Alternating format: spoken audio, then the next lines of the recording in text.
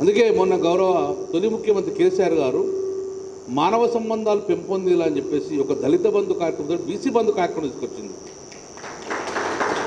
సరే చివరిలో ఇచ్చిండ్రు, కంటిన్యూ చేద్దాం అనుకున్న ప్రభుత్వం రాలే. చివరిలో ఇచ్చిన ఒక మాట మాట్లాడింది సార్, గొప్పగా మాట్లాడి. నాయి బ్రాహ్మణులు క్షౌరం చేస్తూ ఉంటారు, ఆయన కింద ఒక అటెండర్ ఉంటాడు, 20 ఏళ్ళు ఆయన అటెండర్గానే ఉంటాడు, ఆయన యజమాని కాలేకపోతాడు. కాబట్టి మనము ఆ యజమాని చేయాలంటే మనం కనుక సంపదకు సృష్టించాలి. అందుకే ₹1 కూడా మనకు మార్టిగేజ్ లేకుండా, మార్జిన్ మనీ లేకుండా ₹1,00,000 పథకం ఆ రోజు ఇవ్వడం జరిగింది. సరే నా చేతులకు చాలా మంది నాయ బ్రాహ్మణులకు ఇచ్చిన అసోసియేషన్ నుంచి. సరే ప్రభుత్వం మారిపోయింది, పథకాలు మారిపోయినాయి, అది వేరు. కానీ ఈరోజు నేను ఒకటి మాట చెప్తున్నాను, ప్రభుత్వాలు వేరు. ఏ ప్రభుత్వం అయినా ప్రభుత్వమే కదా.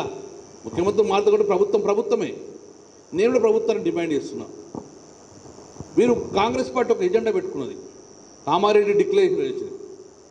మీరు ప్రజలకు తెలవాలి కామారెడ్డి డిక్లరేషన్ అంటే ఏంది. కామారెడ్డి డిక్లరేషన్ అంటే సంఖ్యాపరంగా, బీసీల సంఖ్యాపరంగా రాజ్యాధికారం రావాలి. మనం ఇప్పుడు ఏదైతే వీరేంద్ర సేవాభావం చెప్తున్నారు కదా, మీ తోటి మనిషి కాబట్టి సేవాభావం చెప్తున్నారు. ఆయన వీరేంద్ర గారికి ఒక రాజ్యాధికారం ఉంటే ఒక 100 మంది పనిచేస్తాడు. మరి వీరేంద్రకి రాజ్యాధికారం ఎప్పుడు వస్తుంది? వెనుకబడిన కులాలకు రిజర్వేషన్ పెంచుకోవాలి. అందుకే మొన్ననే మేము అందరం కేసీఆర్ గారు పంపిస్తే తమిళనాడు వెళ్ళాం బీసీ రిజర్వేషన్ కోసం. ఎంత గమ్మత్తుందంటే 234 మంది బీసీ అక్కడ ఎమ్మెల్యేలు ఉంటారు.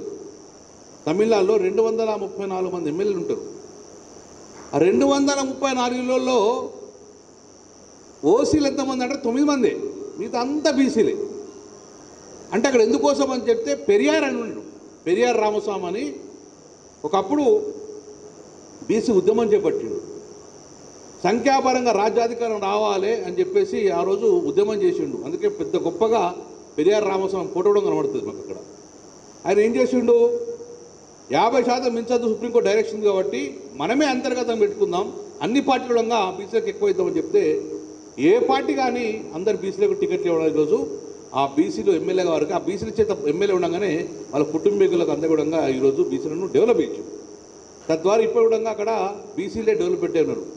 ఇది తెలుసు, డిఎంకే ఎవరు? నాయి బ్రాహ్మడే, అవునా? స్టాలిన్ నాయి బ్రాహ్మడే, స్టాలిన్ నాయి బ్రాహ్మణుడు.